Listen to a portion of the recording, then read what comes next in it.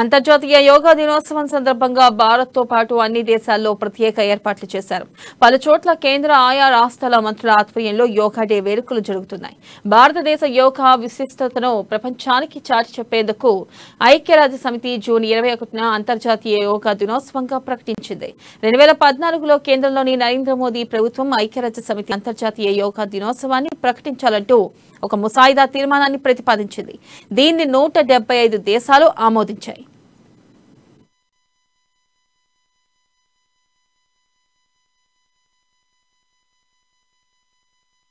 ఇక అదే సంవత్సరం డిసెంబర్ 11న ప్రధాని మోదీ తీసుకున్న చొరవతో ఐక్యరాజ్య సమితి అంతర్జాతీయ యోగా దినోత్సవంగా జూన్ 21వ తేదీని ప్రకటించింది. ప్రధాని నరేంద్ర మోదీ తన 9 ఏళ్ల పదవీ కాలంలో తొలిసారిగా అమెరికా పర్యటన నిమిత్తం నిన్న న్యూయార్క్ చేరుకున్నారు. ఇక జూన్ 21 నుంచి 24 వరకు ఆయన అమెరికా పర్యటనలో ఉంటారు. కాగా ఈ రోజు 9వ అంతర్జాతీయ యోగా దినోత్సవం సందర్భంగా ఐక్యరాజ్య సమితి ప్రధాన కార్యాలయంలో జరిగే చారిత్రాత్మక యోగా సెషన్ కు ప్రధాని మోదీ నాయకత్వం వహించనున్నారు. ఇక ఈ సందర్భంగా ప్రధానితో పాటు ఐక్యరాజ్య సమితి ఉన్నతాధికారులు, ప్రపంచ వ్యాప్తంగా ఉన్న రాయబారులు, పలువురు ముఖ్యులు హాజరు కానున్నారు. ఈ యోగా దినోత్సవ వేడుకలు పలు దేశాలతో పాటు మన దేశంలో కూడా ప్రారంభమయ్యాయి.